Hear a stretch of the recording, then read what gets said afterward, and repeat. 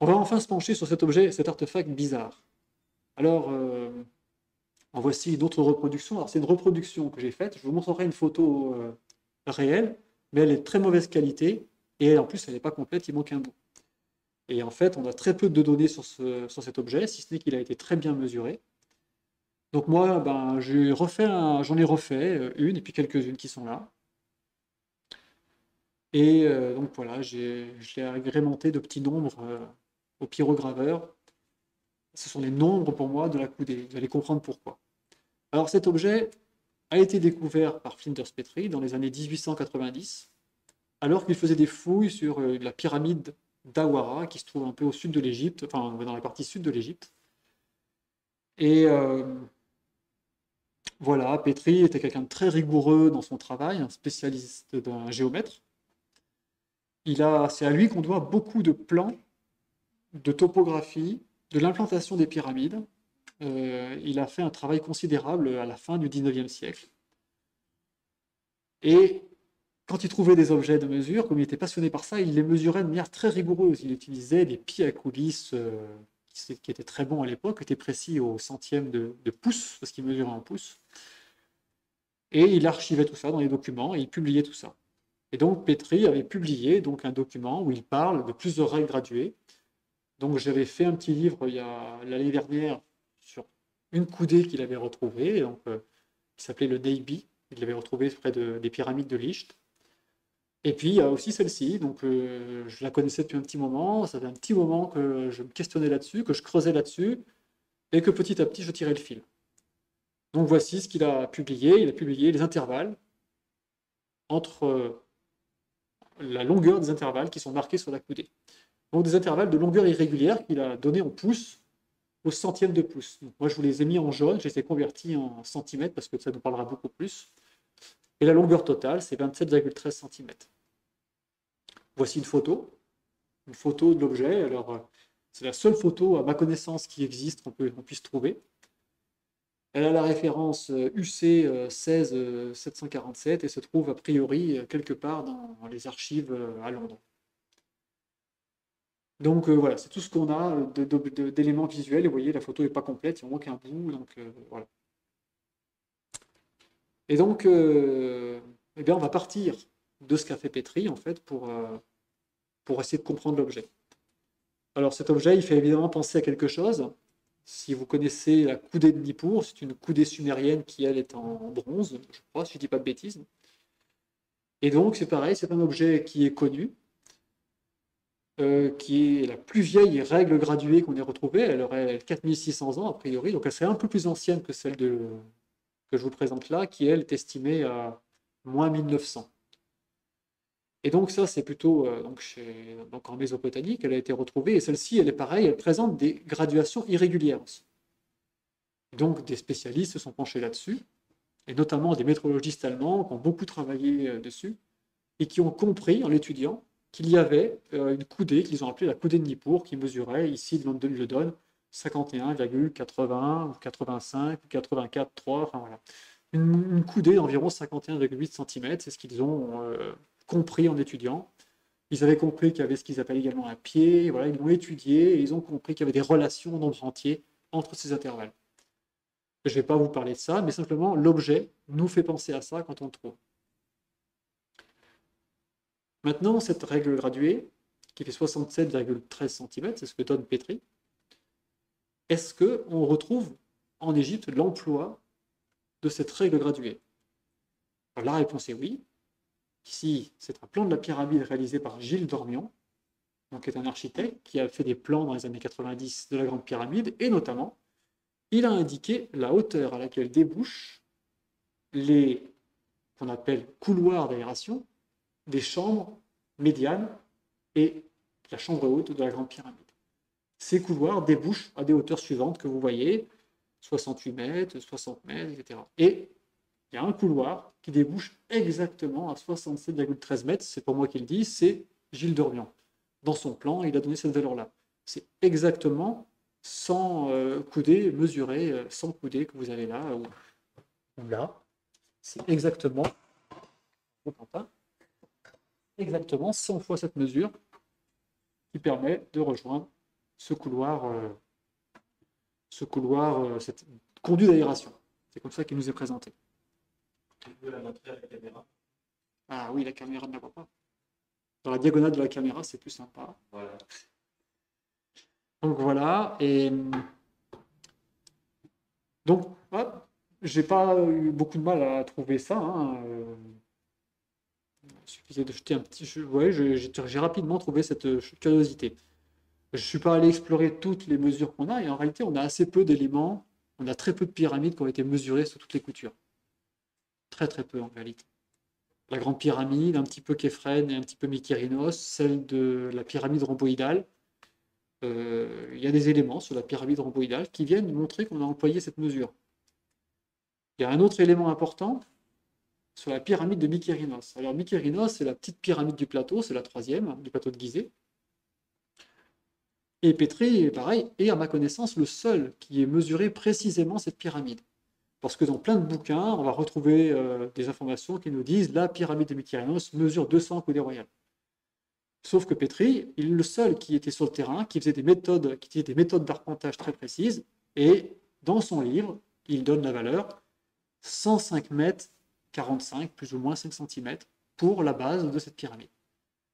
Et c'est le seul qui, à ma connaissance, ait fait un travail précis dessus. Et pourtant, partout, on va lire qu'elle fait 200 coudées à la base. Donc moi, je pars vraiment des sources que j'ai les plus fiables. Et donc, c'est ça. Donc du coup, le périmètre, 421 mètres 80. Ben, si je fais un cercle de périmètre identique à ce rectangle, le rayon du cercle, c'est exactement 67,13, c'est-à-dire 100 fois la coudée de Kaoun, comme ça que Petri l'a appelé. C'est 100 fois la coudée de Kaoun. Oui, je ne vous ai pas dit, mais c'est comme ça qu'elle a été baptisée et notée dans les ouvrages, alors qu'il aurait dû dire Awara, parce qu'il a trouvé vers la pyramide d'Awara, mais je ne sais pas pour quelle raison il l'a appelée Kaoun. Donc, ça c'est étonnant aussi. Parce que pour faire ça, c'est quand même un peu comme si on était face à un problème qui est la quadrature du cercle. Et puis pour pouvoir faire ça, en fait, sans que ça paraisse, il faut quand même connaître exactement le nombre pi. Parce que là, du coup, c'est un calcul qui est fait là, hein. Ça veut dire qu'on fait une pyramide qui a une certaine base carrée, et elle est en relation avec cette coudée. Donc là, pour faire ce calcul-là, ben, il faut quand même connaître le nombre pi, hein. Il faut faire un peu de calcul. Donc voilà le rayon, 67,13 mètres. Donc voilà, quand même, déjà assez rapidement, on montre deux exemples que j'ai là, qui sont les plus pertinents. J'en ai pas cherché des quantités, mais en voilà déjà deux. Je vais ouvrir une parenthèse indispensable. Pour traiter de cet objet, il faut que je fasse une parenthèse indispensable, parce que sinon, les gens qui ne vont pas être initiés à ce genre de conférence risquent de ne pas comprendre pourquoi est-ce que je parle en mesure métrique. Je vais traiter cette coudée, je vais l'analyser en mètres. Et si je le fais en mètres, c'est parce que je suis certain que les Égyptiens utilisaient le mètre. Et je vais vous montrer quelques éléments de preuve, pas tous, j'en ai pris quelques-uns, qui permettent de montrer qu'il n'y a aucun doute sur le fait qu'ils ont utilisé cette mesure. Donc je le mets, peut-être que vous les connaissez, mais c'est nécessaire pour les éléments de la conférence que quelqu'un qui découvrirait ça, eh bien, ait aussi l'information. Donc c'est pour ça que je fais cette petite parenthèse. Usage du mètre en Égypte, une évidence. Alors, dans les années 50, un chercheur indépendant, un docteur, publie un document où il constate qu'il y a un rapport entre 1 mètre et la coudée royale. Il présente les choses de la manière suivante. Si on trace un cercle de diamètre 1 mètre, alors son périmètre mesure 6 coudées royales, et donc 1/6 de cercle nous donne la valeur de la coudée royale égyptienne. Donc à cette époque-là, on savait que la coudée royale mesurait 52,36, plus ou moins 1 centième de centimètre. Petri avait donné 52,37. D'autres auteurs avaient donné 52,35. Donc le docteur Fount-Helleth, quand il donne ça, il n'a pas choisi un nombre au pif. Il est parti de ce que Petri avait donné, de ce que d'autres savants ont donné lorsqu'ils ont découvert les premières coudées au XIXe siècle. Et donc, il a fait ce constat tout à fait étonnant. qu'avec un cercle de diamètre 1 mètre, eh bien, nous avions 6 coudées sur le périmètre. Alors, il faut savoir que la division par 6, c'est ce qu'il y a de plus simple quand vous faites un cercle. Parce qu'avec votre rayon, vous tracez votre cercle, et sans bouger l'écartement du compas, vous pouvez diviser le cercle en 6. Donc la division en 6 du cercle, c'est ce qu'il y a de plus simple. Et ça, toute personne qui manipule un compas le fait assez spontanément. L'autre constat qu'il fait, le docteur Funkelette, c'est qu'il dit, en plus, c'est amusant, parce que les 5/6 du cercle qu'il reste, ça donne 2,618 mètres, et ça, c'est le nombre d'or au carré. C'est tout à fait surprenant. Alors évidemment, quand il a expliqué ça, levée de bouclier, qu'est-ce que c'est que ces falaises? Le mètre n'était pas connu en Égypte à cette époque-là, ça a été inventé seulement à la fin du XVIIIe siècle. Et pourtant, ce qu'il présente, ce sont des faits. D'autres faits viennent appuyer cette relation évidente. C'est que si je prends un carré, un double carré comme ceci, dont le côté mesure 1 mètre du carré, eh bien, j'ai ici un triangle particulier qui se forme. C'est un triangle donc rectangle, dont le petit côté vaut 1 et le grand vaut 2. Et il se trouve que le périmètre de ce triangle va valoir 10 coudées royales, 5,236 mètres. Ça aussi, c'est tout à fait surprenant. Comment, avec de la géométrie aussi simple, on va relier deux mesures comme celle-ci. D'autres éléments qui viennent appuyer ces choses. Le plan au sol de la chambre haute de la Grande Pyramide de Khéops, c'est un double carré qui mesure 10 coudées sur le petit et 20 coudées sur le grand côté. Et la curiosité, c'est que du coup, le périmètre de cette chambre haute mesure 10 fois le nombre pi en mètres. Autre curiosité, voilà, c'est tout à fait étonnant. Et puis, une autre chose étonnante aussi, qui cette fois-ci ne relève pas de géométrie, mais de simple mathématiques, c'est que si on additionne une règle en mètres qui mesurait 1,618 mètres, plus 1 mètre, plus une coudée royale, on obtient 3,1416, le nombre pi en mètres. Je veux dire, face à des observations aussi simples, il n'est pas possible de mettre de côté totalement l'idée que les Égyptiens connaissaient le mètre. Donc là, je vous ai mis 3 exemples simples, mais il y a des exemples un peu plus sophistiqués qui permettent vraiment de montrer comment ils ont utilisé cette mesure du mètre, qu'est-ce qu'ils en faisaient, pourquoi ils l'utilisaient, et pourquoi est-ce qu'on ne retrouve pas facilement des mesures de 10 mètres par 20 mètres, etc. Ouais, pourquoi est-ce qu'ils ne faisaient pas ça? Parce que pour eux, ça avait plus de sens d'utiliser une mesure pour exprimer un nombre. Et c'est ce qu'on fait en quadrivium. Quadrivium, ce qui est intéressant, c'est les nombres, la géométrie. Et donc, on utilise le mètre pour exprimer un nombre, pas pour dire, pas pour marquer 2 mètres ou 3 mètres. On va l'utiliser pour qu'un nombre soit révélé, en fait. Donc voilà, cette petite parenthèse était nécessaire. Je vais la refermer, et on va revenir sur les règles de Kaoul. Alors du coup, la règle de Kaoul, je vais vous faire peur un petit instant, mais vous inquiétez pas, c'est juste... ce que je vous dis, c'est qu'on va l'étudier en système métrique décimal. Voilà, c'était juste un petit peu pour vous faire peur. Le fait que la règle de Kaoul, elle a plein d'intervalles irréguliers, eh bien, on peut avoir tout un tas de combinaisons possibles. On en a un certain nombre. Alors, je ne vais pas les prendre toutes, mais beaucoup sont très intéressantes à étudier et à mettre en relation avec des phénomènes astronomiques. Je vais prendre les plus évidentes, les plus intéressantes, et les plus simples, celles qui sautent aux yeux immédiatement. Un petit exemple assez simple.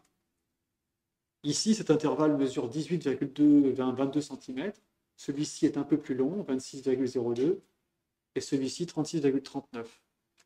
Peut-être que déjà, vous avez remarqué que le plus petit intervalle de 18,2, là, c'est la moitié de l'intervalle de 36,39.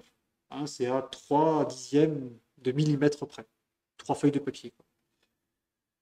Voilà. Ensuite, le rapport, du coup, entre 26 et 36,39, c'est un rapport 7,5, 7 cinquièmes. D'ailleurs, c'est un rapport qu'on a vu tout à l'heure, hein, le rapport 7 cinquièmes dans le calendrier Maya. On l'a vu entre... c'était quoi? Il y avait un rapport 7 cinquièmes, je crois que c'était entre le Hab de 364 jours et le Tzolk'in de 260 jours, il me semble. Et puis, enfin, 18-22, c'est 10 septièmes de 26. Alors, on pourrait le présenter avec des engrenages. Ça nous fera un rapport 7 dixièmes. Et puis ensuite, je mets plutôt un engrenage de 14 dents parce que 10 sur 14, c'est égal à 5 sur 7. Alors du coup, évidemment, ça nous fait un rapport 1,5 qui est représenté entre 18,2 et 36,4. C'est un rapport 1 sur 2. Donc déjà, ce qui a sauté aux yeux tout de suite, c'est que déjà, on a des rapports de longueur pour ces intervalles qui ne semblent pas du tout aléatoires. Donc il faut creuser dans ce sens-là. Visiblement, on n'a pas fait quelque chose d'aléatoire. Alors vous n'êtes pas obligé de retenir cet exemple-là, hein, c'était un exemple. Par contre, ce que je vais montrer là, c'est la partie la plus intéressante maintenant. Les deux premiers intervalles, ici, d'après Petri, mesurent 20,01 cm. Le suivant, ici, les deux suivants, mesurent 12,35 cm. La somme des deux intervalles mesure 32,36 cm. Il y en a peut-être qui ont déjà vu ces nombres-là quelque part. Ça vous dit rien? Alors, on dit qu'au Moyen-Âge, les bâtisseurs médiévaux, les bâtisseurs de cathédrales, on dit qu'ils utilisaient un objet qui s'appelait la pige. Donc je vais y venir petit à petit, parce que vous allez comprendre la relation qu'il y a entre ce qu'on appelle la pige, qui avait des graduations particulières, et cet objet. Donc la première chose, avant de vous montrer concrètement l'objet, comment il vient résonner avec cette règle, donc le rapport entre 20 cm et 12,35, c'est un rapport quasiment exact avec le nombre d'or. Mais 32,36 cm, cette longueur, si je la remultiplie par le nombre d'or, j'obtiens 52,36, c'est la valeur de la coudée royale. Ça, c'est amusant, très étonnant. En fait, on a une règle ici qui utilise des intervalles particuliers, puisque l'intervalle 12,35, si on considère que c'est 12,36, moi je pense que c'est comme ça qu'il faudrait corriger l'intention du concepteur, eh bien, en multipliant par le nombre d'or, on obtient 20, qui est la valeur des deux autres intervalles qui sont derrière. Et puis l'intervalle de 20 cm, ben, voilà, multiplié par le nombre d'or, évidemment, nous donne 32,36 ici. Et si on voulait retrouver la coudée royale, eh ben, on la retrouverait assez facilement, puisqu'on a ici un ensemble de mesures qui nous permet très facilement d'aller retrouver la coudée royale. Enfin, l'intervalle 9,25,3,01, on peut le corriger un petit peu parce que c'est quasiment un rapport de 1 à 3. C'est-à-dire que 3,1, si je le multiplie par 3, ça fait 9,3. Donc si on voulait faire une petite correction, moi je propose une correction comme celle-ci, parce que c'est simple. Ça serait 9,27 sur 3,09. Ce serait une correction. Et on est là sur une correction qui est de l'ordre de 2 dixièmes de millimètre. Donc c'est pas beaucoup. Hein. Prenez 1 millimètre, vous le divisez par 10 et vous en prenez 2 parties. Et puis donc le rapport 8,66 sur 11,34, je vous en parlerai après. Mais du coup, on aurait plutôt un rapport 8,66, 11,34 qui fait 20. Et voilà comment je propose, on affine sensiblement les mesures de Petri, parce que les mesures ne peuvent jamais être parfaites. Mais si on étudie un petit peu et qu'on comprend que c'est des rapports en nombre entier ou avec des nombres irrationnels, on va réussir petit à petit à corriger et à comprendre l'intention du concepteur. Alors, ces fameuses cannes, je ne sais pas si vous en avez entendu parler, mais il est raconté un peu, parfois, on peut entendre parler de ça, par exemple, dans un documentaire comme C'est pas sorcier, par exemple, où il parle des bâtisseurs de cathédrales. À un moment donné, il y a un compagnon qui est là et qui explique qu'on utilisait à l'époque, au Moyen-Âge, une sorte de pige, comme ça, qui était composée d'intervalles irréguliers. Et donc, il y a des petits traits ici sur ma règle, et donc le premier trait indiquait 4 doigts, c'était une paume. Et pour passer de la paume à ce qu'ils appelaient la palme, donc les 4 doigts ouverts, la palme ici, eh bien, on multipliait par le nombre d'or. Puis pour passer à ce qu'ils appellent l'empan, ici, on multipliait par le nombre d'or de nouveau. Puis pour passer à l'intervalle suivant, de là à là, on multipliait par le nombre d'or, on obtenait le pied. Et enfin, le dernier intervalle, on multipliait par le nombre d'or et on avait la coudée. Et il se trouve que les bâtisseurs médiévaux ou des compagnons modernes disent encore de nos jours que les bâtisseurs de cathédrales ont utilisé une pige dont le point de départ était la coudée royale égyptienne et que leur coudée de référence c'était 52-36. Dans le film BAM, que Patrice Poyart a fait, il interroge un compagnon qui travaille sur la restauration des monuments, des cathédrales, et il dit, oui, ben moi, quand je restaure les cathédrales, je vois bien parfois qu'on a utilisé cette coudée-là pour faire les bâtiments, parce que quand je restaure les monuments, je prends des mesures et je vais restaurer à l'identique, et donc je constate ça. Et pour autant, cet objet, la pige, on n'en a jamais retrouvé vraiment, en fait. Il y a des textes qui en parlent dans les années 60, puis 80, des documents qui en parlent, mais en fait, il y a des historiens qui contestent l'existence de cet objet parce qu'il n'y a pas de documents qui en parlent et on n'en a pas retrouvé en bois officiellement. Voilà. Et pourtant, régulièrement, on peut lire sur des blogs, ou même dans les C'est pas sorcier, un documentaire qui n'est pas tellement jugé, je dirais, hérétique, hein, mais C'est pas sorcier, en tout cas, fait appel à un compagnon qui explique comment ça marche. Et du coup, bah, ce que vous comprenez là, c'est que cette règle ici que j'ai représentée ici, avec le en noir, la paume, la palme, l'empan, etc., bah, vous retrouvez les mêmes mesures en fait, de 12-36, 20 et 32-36. C'est-à-dire qu'on va retrouver en fait les mêmes mesures que sur cette canne qui se serait transmise des bâtisseurs égyptiens jusqu'à l'époque médiévale et dont on dit que ça n'a jamais existé parce qu'on n'en a jamais retrouvé ni au Moyen-Âge, ni en Égypte. Et pourtant, en Égypte, il y a bien une canne, une règle, qui semble fonctionner de la même manière. Alors, elle n'est pas exactement comme ça, mais le principe et l'idée y sont, avec les mêmes mesures. Donc ça, voilà, c'est une chose pas connue du tout, et que je suis content de vous faire découvrir, parce que pendant très longtemps, on a nié l'existence de ce principe et de ce genre d'objet. Voilà, donc à chaque fois, pour passer d'un rapport à l'autre, en fait, il suffit de multiplier par le nombre d'or. Ou de diviser, selon le sens dans lequel on part.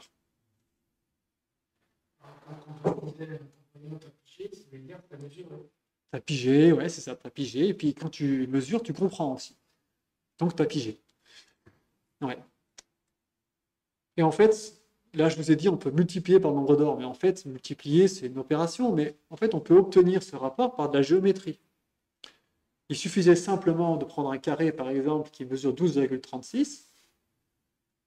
Ce carré, on le divise en 4.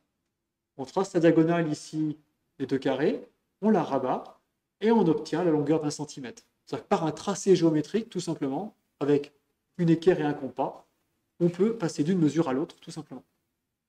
On n'est pas obligé de prendre sa calculette et de faire un calcul au point de papier. En fait, c'est quelque chose qui repose sur un tracé géométrique simple, une équerre, un compas, et on passe d'une mesure à l'autre. Donc là, je vous ai montré comment passer de 12,36 à 20, mais on fait exactement pareil pour passer de 20 à 32,36, et de 32,36 à la coudée royale, on fait pareil.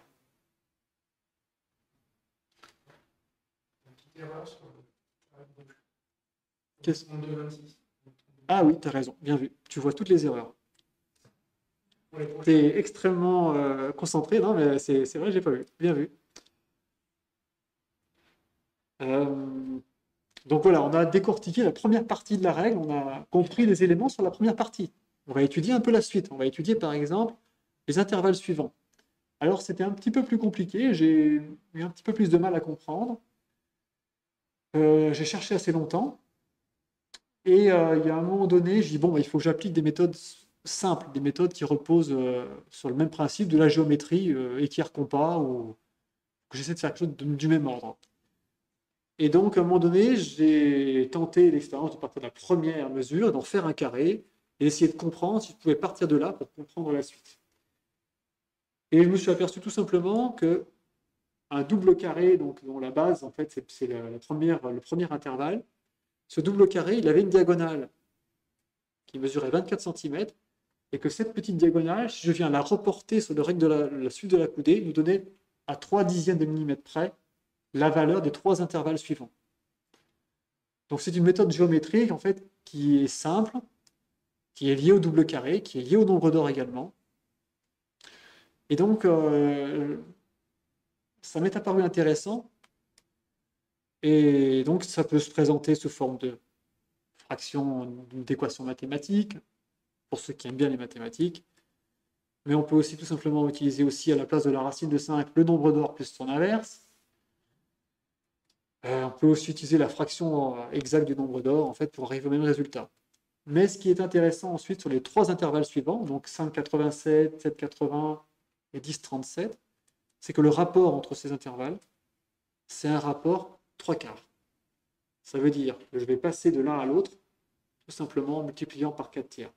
Si je fais 5,87, je le divise par 3, je le multiplie par 4, j'arrive à 7,80. 7,80, je le divise par 3, je multiplie par 4, j'arrive à 10,37. Alors c'est plus ou moins un dixième de millimètre, un centième de centimètre. Donc ça c'est pareil, le fait qu'on ait un rapport 3,4 pour passer de l'une à l'autre, c'est un rapport simple et qui est tout à fait plausible et simple pour expliquer comment on a divisé cette deuxième partie de la règle. Il faut toujours chercher des éléments simples. Voilà, donc du coup, quand on enchaîne deux rapports 3,4 sur un engrenage, ça c'est la petite parenthèse amusante. Si j'enchaîne deux rapports 3,4 sur un engrenage, donc 9 douzièmes c'est comme 3 quarts, et 12 seizièmes c'est comme 3 quarts. Donc si j'enchaîne ça, j'obtiens finalement un rapport qui est de 9 seizièmes. Et c'est rigolo parce que nos écrans de télévision, avant, c'était des rapports 3, 4, et aujourd'hui, on a des écrans 16 neuvièmes. Voilà, c'est juste une parenthèse rigolote sur les nombres qui, aujourd'hui encore, sur ces principes simples qui sont encore aujourd'hui utilisés et qui nous entourent en permanence. Donc, à l'issue de ces petites observations, c'est la partie la plus, je dirais, compliquée de ma conférence qu'on vient de faire, là, avec des noms un peu. Voilà, c'est pas. Ben, à l'issue de ça, en fait, on peut un tout petit peu corriger le travail de Petri. Donc, en haut, la première colonne, c'est ce que Petri donne comme mesure. Puis moi, en dessous, je fais des propositions de correction, ce que je pense être l'intention du concepteur. Et la correction la plus importante, elle vaut 3 dixièmes de millimètre. Voilà, et sinon, j'ai pas touché grand-chose. Et 3 dixièmes de millimètre, bon, bah, ça fait moins d'un trait de crayon au critérium. Hein. Le critérium de 0,5, c'est des petites mines déjà, c'est moins que ça. Donc voilà, une petite correction ici de 1, de 11,34 au lieu de 11,35. Alors pourquoi, en dessous, je mets pourquoi. Vous n'êtes pas obligé de lire. J'ai mis, alors, ces informations que je viens de vous donner là, elles sont dans le petit bouquin que j'ai fait parce que je voulais laisser un petit support papier parce que vous ne pouvez pas prendre des notes et tout retenir. Et donc j'ai fait en sorte, quand j'ai préparé la conférence, d'avoir un petit support pour ramener ces informations-là. Donc ce tableau-là se trouve dans le livre. Ici, les toutes petites corrections. Voilà, parce que je pense qu'on a un rapport de 1 à 3 entre les deux. Et qu'on a aussi la valeur 12,36 qui normalement se manifeste. Voilà, aussi bien sûr ce rapport avec le nombre d'or et le passage donc, de la palme à l'empan. C'est ce qui permet d'affiner un petit peu la mesure. Sur la série suivante, eh ben, si on essaie de chercher un rapport 3 quarts en partant de la valeur médiane à 7,8, ça nous donne ceci. Voilà, ici on est plus proche. Donc voilà, une proposition de correction qui est pareil, qui est pas énorme. C'est 5,84 au lieu de 5,87, c'est la plus grosse correction que je propose. Et puis la dernière mesure, on n'y touche pas. C'était la mesure de départ, on laisse tel quel. Donc voilà, ce tableau-là, il est dans le petit livre si vous voulez voir le récapitulatif. Donc ça, c'était la partie comprendre comment est construit l'outil.